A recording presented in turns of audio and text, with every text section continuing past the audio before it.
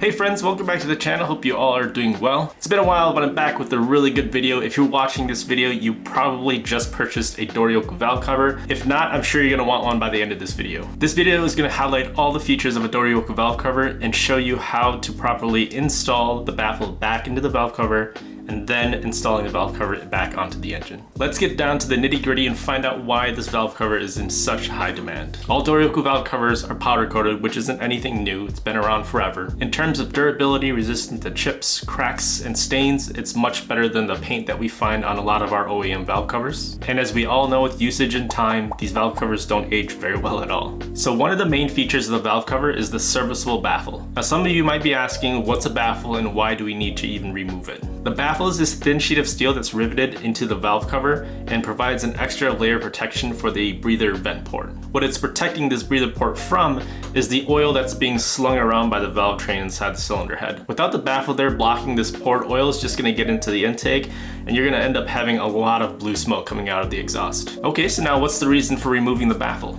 Well, let's take a step back and talk about the powder coating process. Before they even see any powder, the valve covers need to be stripped down and cleaned. To do this, coaters will use a combination of media blasting, chemical stripping, or submersion inside of a tank. And by not removing the baffles, you can risk leaving behind debris, residue, and corrosion. Coaters can do their best to get everything out, but the only way to 100% guarantee that the valve cover is clean from all these contaminants is to remove the baffle. Here are some examples of some baffles that were removed after the cleaning process. And you can see that there's a bunch of residue built up on the backside, and this stuff cannot be cleaned off unless this baffle is removed. And on these old baffles, you can even see the old and brittle sealant that was used from the factory. That stuff can break off and go into your engine as well. Not only that, when there's custom fabric being done, like holes being drilled into the valve cover, you want to make sure that none of these metal shavings are trapped behind the baffle. Removing the baffle can be a very tedious task involving a very high risk of damaging the valve cover. Most DIYers will drill out the rivets and tap the holes by hand. This usually results in misalignment and very sloppy bolt holes with poor thread engagement. By going above and beyond, Charlie eliminates this risk completely by utilizing a custom fixture to secure the valve cover in order to precision CNC drill and tap these holes. This process uses 4 different tool changes, which ensures that the holes are drilled straight and true, which is going to provide strong and solid thread engagement. Most OEM baffles will come with some kind of anti-corrosion coating. As you can see with some of these older baffles, the coating breaks down over time, allowing corrosion to take over. All Doryoku baffles are hand cleaned and then zinc coated to protect the underlying layer from water and corrosion. One of the newer features you'll find on a Doryoku valve cover is the CNC machining of the grommet surfaces. Here's the age-old debate: do we mask the surface before coating or does it not matter? Well, the Doryoku philosophy is this: these valve covers are getting older and older, and with age comes wear and deterioration. It's typical for these valve covers to come in and have worn and pitted grommet surfaces. Traditionally, the grommet surfaces on a Doryoku valve cover would just be coated right over, and the idea behind this is that if the grommet surface is good to begin with, then the layer or powder shouldn't affect the sealing property at all. On the other hand, if those grommet surfaces are in bad condition and pitted, the powder would then fill in those imperfections to a certain extent,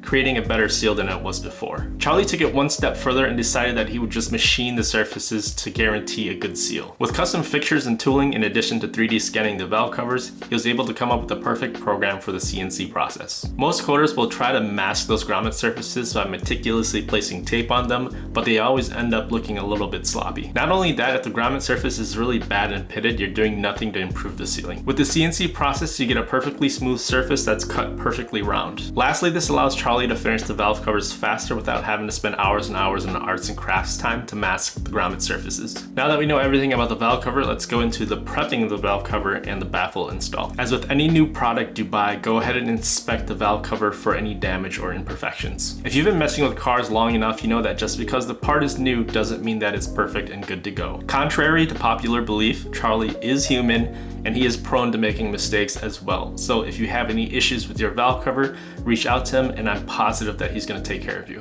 Now is a good time to clean the valve cover one last time if you'd like. As I said before, just because it's new doesn't always mean that it's good to go. Theoretically, it should be clean, but for your peace of mind, go ahead and clean it one last time if you'd like. If you haven't noticed already, the baffle comes uninstalled on the valve cover. Charlie does this so that you can have that peace of mind knowing that behind that baffle is 100% clean and that you know that every single one of those fasteners has been installed correctly because you did it. You performed the task, you know that it's good to go. You're going to want to place the valve cover face down on top of a towel or some sort to make sure that you don't damage the coating. The baffle itself is this old thin piece of steel, so you're gonna wanna massage and manipulate it if it has some curvature to it to try to get it as straight as possible. Before you place the baffle onto the valve cover, you're gonna wanna put RTV sealant on the sealing surface of the baffle. You can use a sealant like Honda Bond or a Permatex Ultra Black, something that's safe with oil. You also don't wanna overdo the sealant because you can end up with chunks of that stuff in the oil pan. You don't wanna be a GR86. As far as how to apply it and where, you can either apply it on the valve cover first,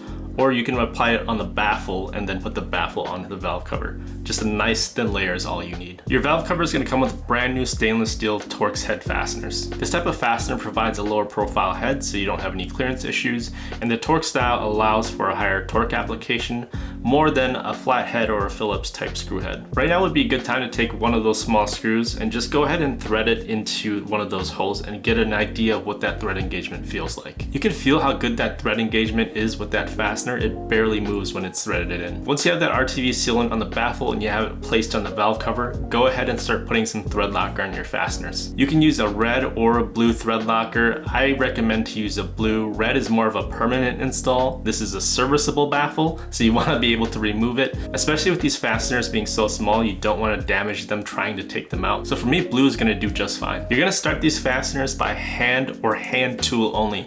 You're not going to want to use any power tools at all. All you're going to need is a 1/4 inch ratchet. You're not going to need much to tighten these things down, either that or a T25 Torx screwdriver. Technically, the torque spec that Charlie recommends is 5 foot-pounds, so if you have a 1/4 inch torque wrench, go ahead and use that. If not, the 1/4 inch ratchet is going to do. All you have to do is just get it snug, maybe a little bit farther, and that should be good enough. There is no specified bolt tightening sequence, but I would just recommend to jump around a little bit just to make sure that you're evenly tightening down the baffle. And if you're worried about this process, over 250 plus S2000 baffles have been sold and running without any issues. Not only that, multiple K-series with real-world track testing have had no issues with this. Once you're done tightening down all the fasteners, go ahead and let the valve cover just sit as long as it needs to cure the RTV and thread locker. Now that the valve cover is prepped, let's go ahead and get into the garage for the install.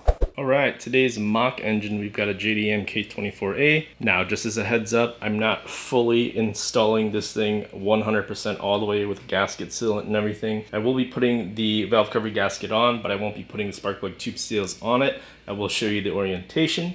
I will be showing where to put sealant on the cylinder head, on all the correct places and why, and then I will be fastening down the valve cover with the appropriate hardware. When installing a Doryoku valve cover, Charlie does recommend using an OEM valve cover gasket with the new spark plug tube seals as well. There's nothing that fits better than an OEM gasket, so go ahead and run to Honda, get yourself an OEM gasket.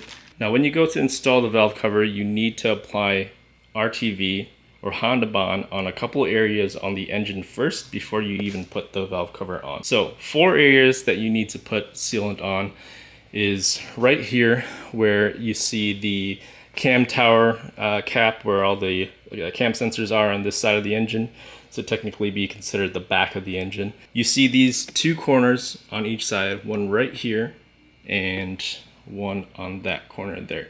You can see it's a very sharp transition. The gasket is of course formed to the shape of the cylinder head here, but with it being such a sharp angle there, the gasket's not going to be able to seal at the very inside corner of that.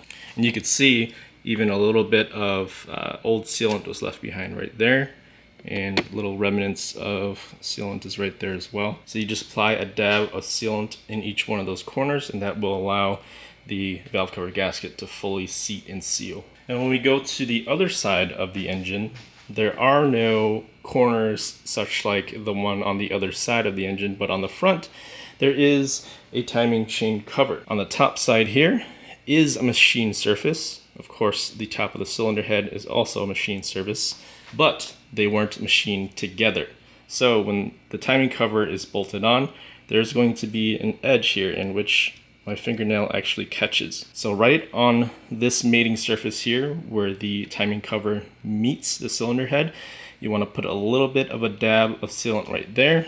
And if you go to the other side, you have the same situation. You want to put a dab of sealant right there as well. Right here you can catch the nail as well. Now when installing your spark plug tube seals, make sure you're installing them in the right direction. We've seen it where they've been installed upside down somehow. If you look at it, we'll consider this side the top side and this side the bottom side.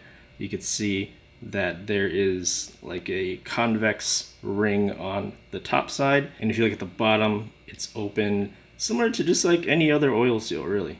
So you're gonna install it into the valve cover with the top side sticking up, just like that. So you wanna see that. You do not wanna see this. So for the sake of the video and the demonstration, we're gonna pretend that it's got spark plug tube seals here and sealant on the cylinder head where I showed you guys just a couple seconds ago. But we do have the valve cover gasket on the valve cover, so we'll go ahead and plop this right onto the engine.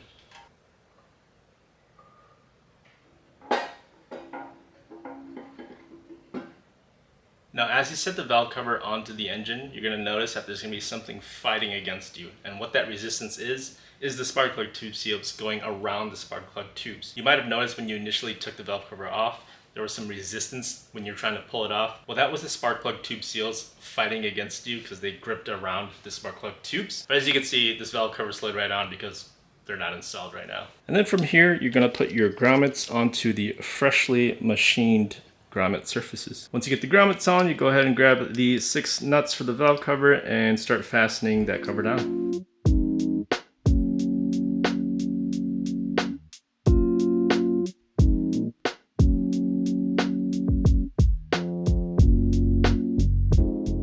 All right, now that I got the nuts on finger tight only, it's a good point to stop now and talk about the torquing sequence, the amount of torque you use, and the risks that are involved when you start to over tighten these. Now the torque spec for these nuts are really low. It's 8.7 foot-pounds. I'd recommend getting an inch-pound torque wrench to really be able to tighten this down properly. You can have leaks, you could over tighten, potentially snap one of these standoffs off.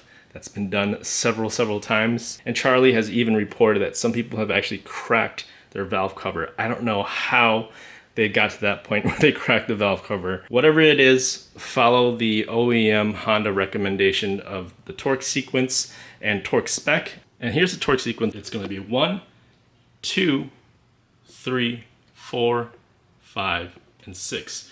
And now what you're going to want to do is you're going to want to do it in increments as well. You're going to want it to tighten down a little bit here first, do the sequence, then go down a little bit more, do the sequence again, and then your final pass is going to be where you torque it down to 8.7 foot-pounds. This is going to be critical so you don't break anything in this process and so that you also get a good seal on the entire valve cover.